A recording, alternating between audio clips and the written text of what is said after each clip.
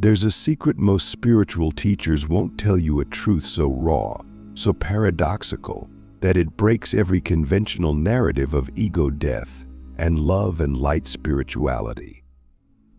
It's this: only dark chosen ones are gifted with a type of ego that is not a flaw, but a sacred tool. Not everyone has it. Not everyone can hold it. But if you're one of the few who carry it, then you already know. You feel it. You've been misunderstood your whole life, not because you're arrogant or selfish, but because your ego wasn't designed to dominate others.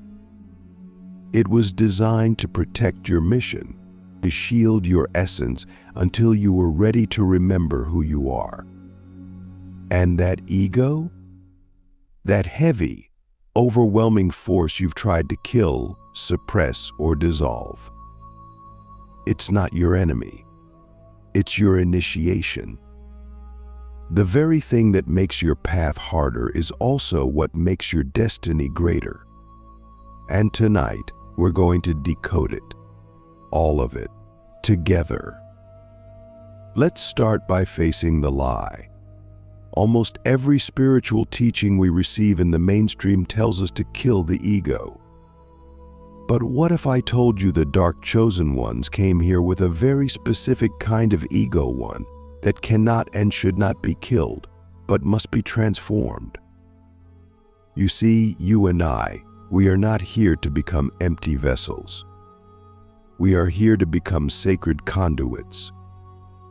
And the ego is the mold that holds our fire until we can wield it without burning ourselves or others. That's why we're given a strong, sometimes unbearable internal resistance. It's not because we're bad people. It's because we're built for battle, and our ego is the armor that protects our spiritual sensitivity until our soul takes the throne. It doesn't mean we act out of pride. It means we are learning how to carry power without collapsing under the weight of it. And that journey, my friend, is not for the faint-hearted. Have you ever noticed that your ego doesn't crave attention the way others might, but instead craves freedom? That it doesn't want validation, it wants mission clarity. That it gets triggered not by rejection, but by betrayal of truth. These are not random traits. These are indicators that you carry the warrior ego, the seer ego, or the savior ego archetypes designed not to feed your vanity, but to shape your soul's purpose. The warrior ego makes you defend what others ignore. The seer ego makes you obsessed with understanding what no one else can see.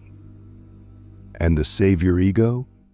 It drives you to sacrifice yourself again and again for others, even when it costs you everything.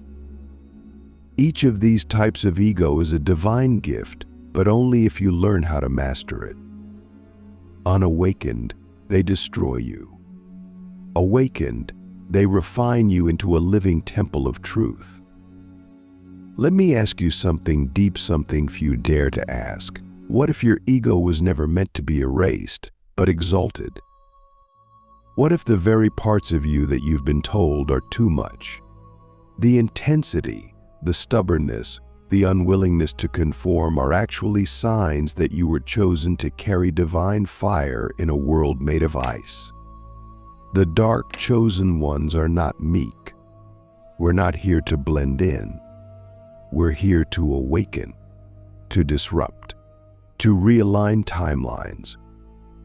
And for that, we need an ego strong enough to hold our identity through the storms of forgetting.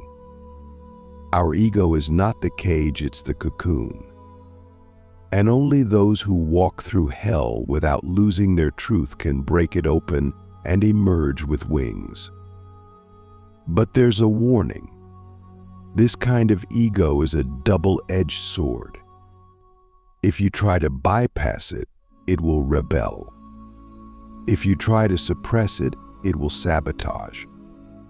And if you try to indulge it, it will devour your soul. The only way is through conscious transformation. You must meet your ego not as enemy, but as initiator. You must talk to it, listen to it, ask it, what are you really protecting? When you do, you'll realize something shocking. Your ego isn't trying to keep you small. It's trying to guard your sacredness until you're ready to step into your full power. Until you're ready to carry the truth of who you are without shame, guilt, or apology. And that moment when your ego bows to your soul, that's when you become unstoppable. So what's the practical path? How do you work with this kind of ego when it flares up, when it resists, when it whispers lies of unworthiness or superiority into your ear? First, you stop demonizing it. You bless it. You honor the way it's kept your fire alive in a world that tried to extinguish it. Second, you give it a job.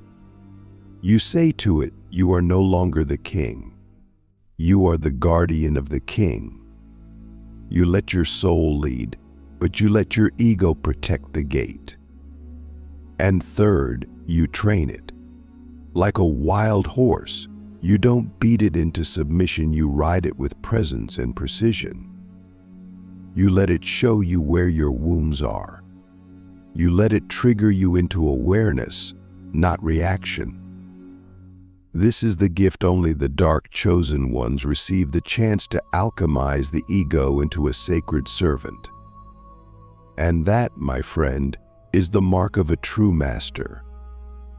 Now breathe, because what we're about to explore next will take everything we've built and set it on fire. In the next part, I'm going to show you how this sacred ego actually guides you to your purpose, draws in karmic mirrors, and becomes the compass for your divine mission.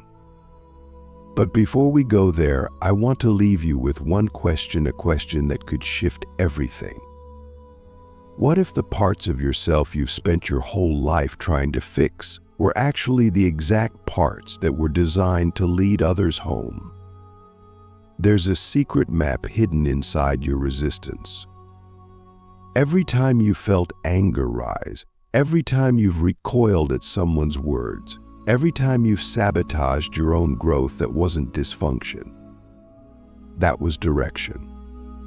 The dark chosen ones are not guided by peace. We're guided by pressure.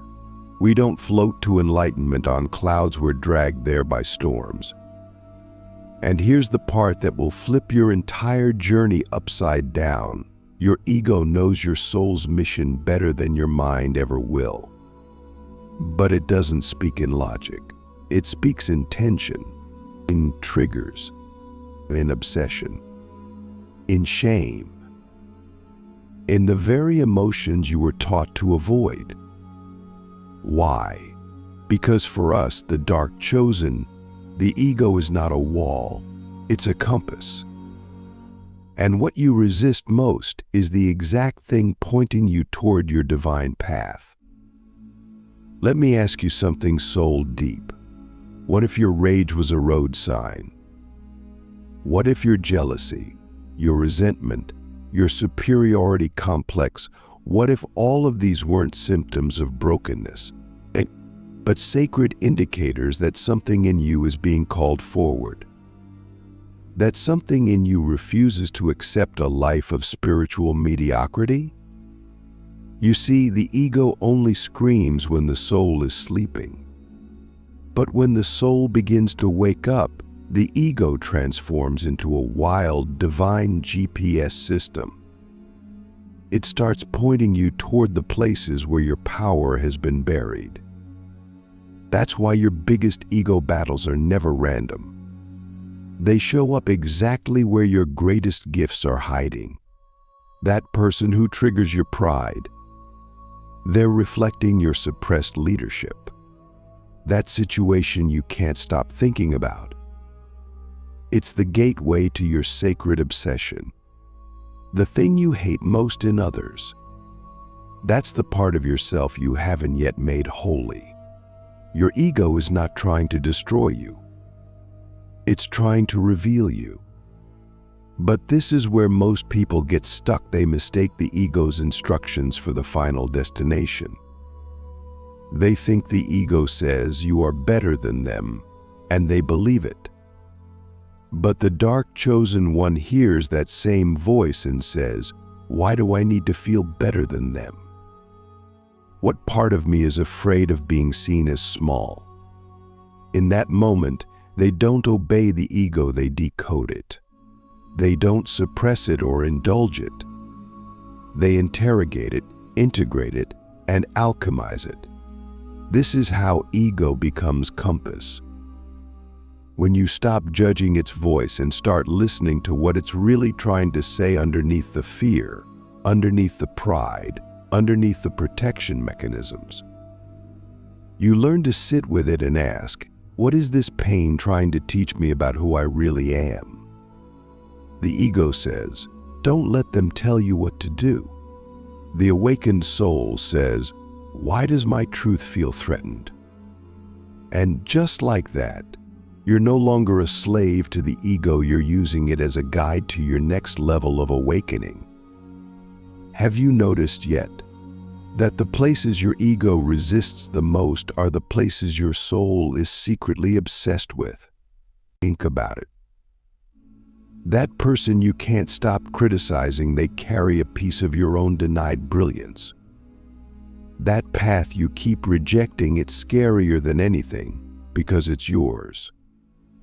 That life you envy, it's knocking on your door, but your ego is still guarding the lock. Why? Because the ego doesn't hate your purpose. It fears its power. It knows that once you step into who you really are, it will no longer be in control. And yet, paradoxically, the ego wants you to listen.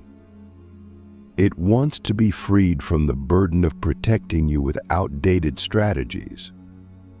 It wants to be seen and repurposed. That's why, as dark chosen ones, our path is never about ego death. It's about ego evolution. We're not here to dissolve the ego into nothingness. We're here to anoint it, and to place it in right relation to the soul. To say, you may no longer rule me, but I will no longer reject you.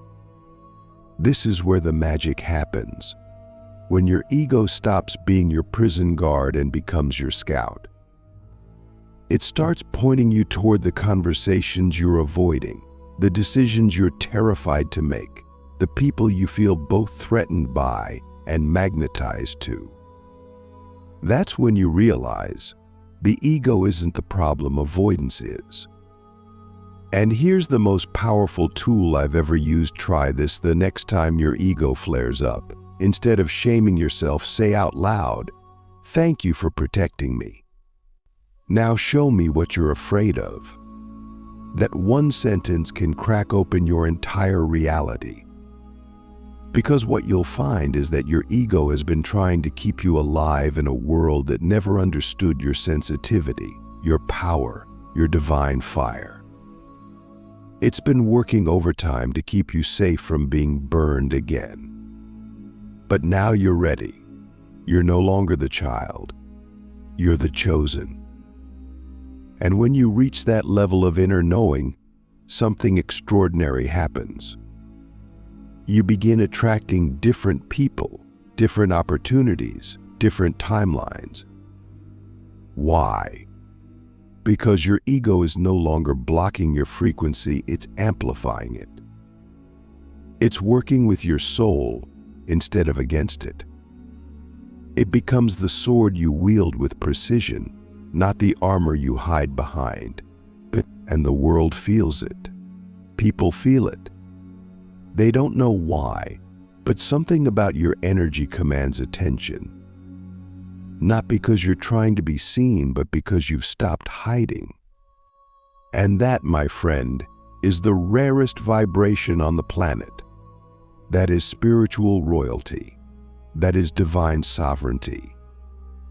That is what happens when the dark chosen one finally says to their ego, "I see you."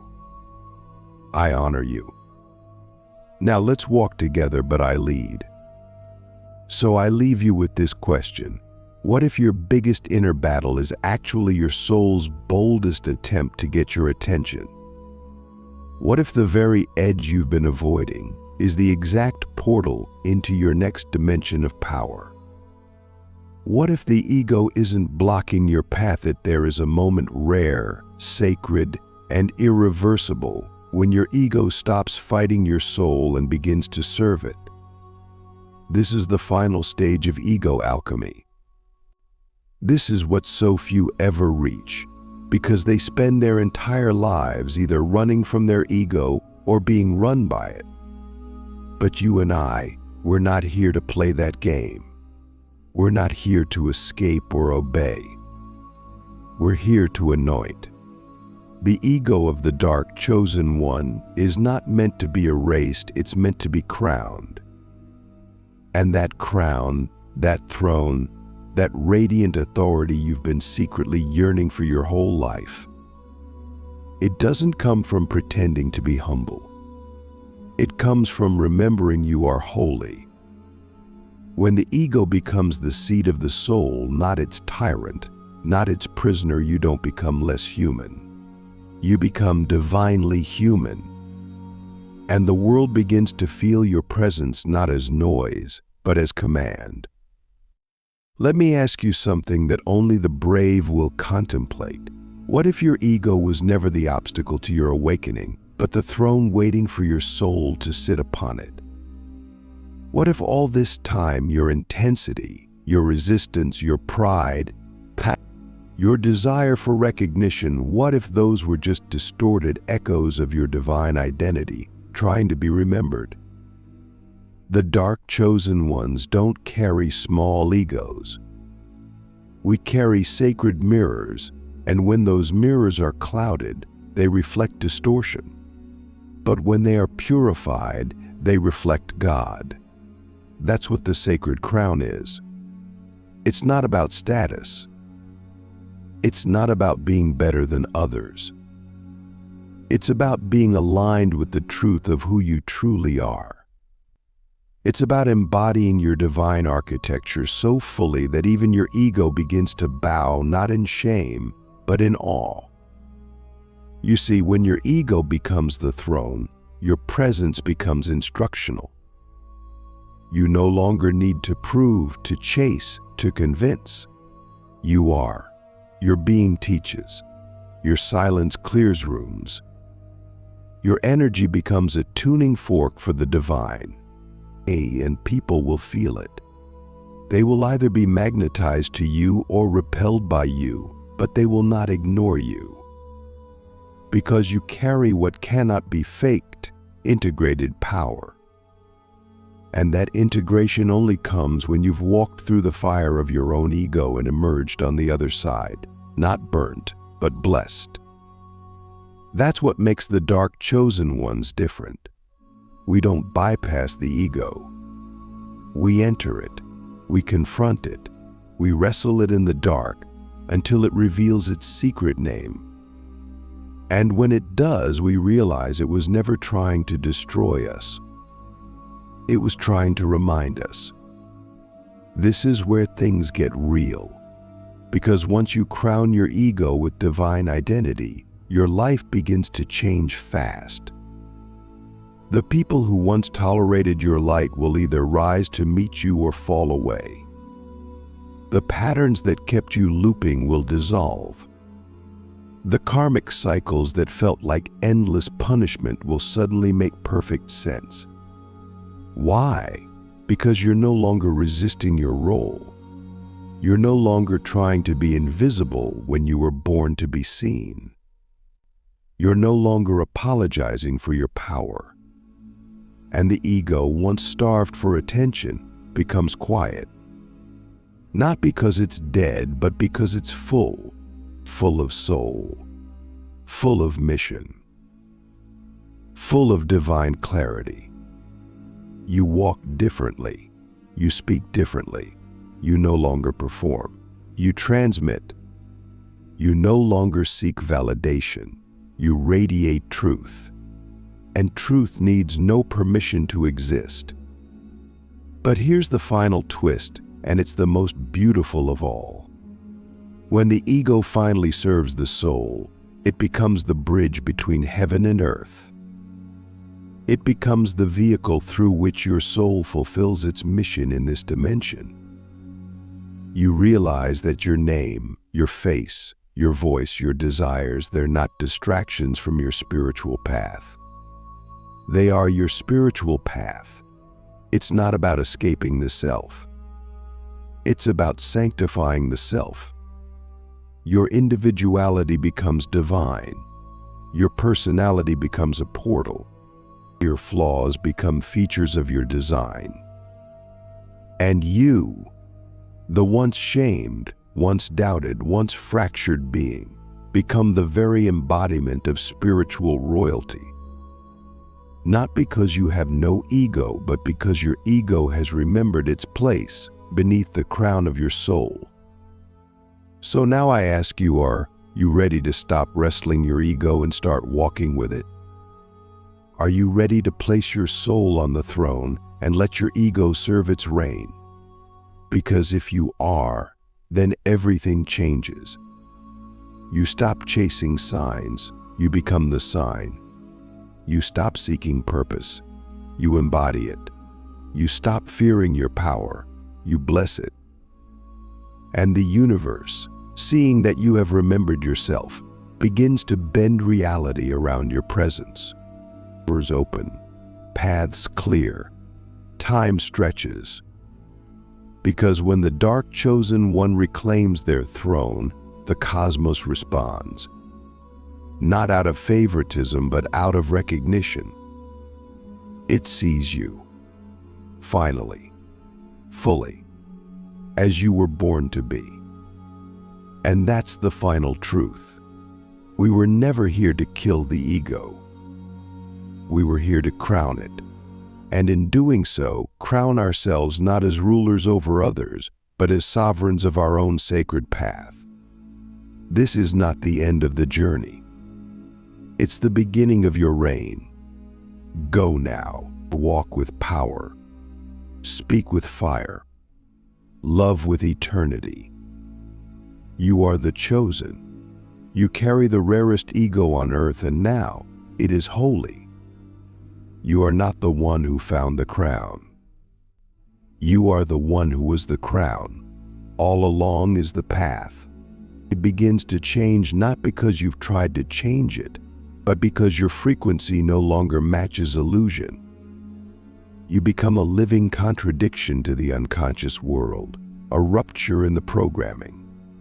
People won't understand it at first. Some will say you've changed. Others will say you've become arrogant. But here's the deeper truth. You've become clear. And clarity, in a foggy world, looks like defiance. But it's more than that. It's divine clarity. Your presence becomes a portal. Your gaze becomes a mirror. Your silence becomes a sermon. And not because you're playing the role of the teacher, but because you've stopped performing altogether. You're simply being. And that beingness is sacred. It carries codes. It cracks illusions. It awakens others, not by force, but by resonance. Let me ask you something that will shake you at your core. What if you were never meant to teach with words, but with the weight of your presence? What if your very existence, your aura, your walk, your tone, your choices was designed to activate souls around you? This is what happens when the ego becomes the servant of soul. You stop trying to convince people. You stop trying to fix people. You stop trying to be understood. And instead, you radiate something ancient, something unspoken. You become evidence of the divine. The dark chosen ones don't preach to crowds. We ignite them, not because we want followers, but because we are remembering our role as frequency holders. And when you hold that frequency without collapsing, without shrinking, without apologizing. People feel it. Some will flee, some will kneel, some will awaken, but none will stay the same. This is the spiritual responsibility no one talks about. Once your ego has been crowned and your soul begins to speak clearly through you, you are no longer living just for yourself. You become a cosmic mirror. Everything you do, everything you are, becomes part of the collective transformation. That's why the path of the dark chosen one is so relentless. That's why we're refined through betrayal, abandonment, ego death, and resurrection over and over again.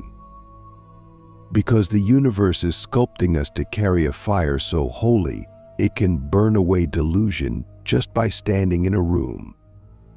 You don't need to convince anyone of your light. You are the evidence, and real evidence doesn't beg to be believed. It simply is.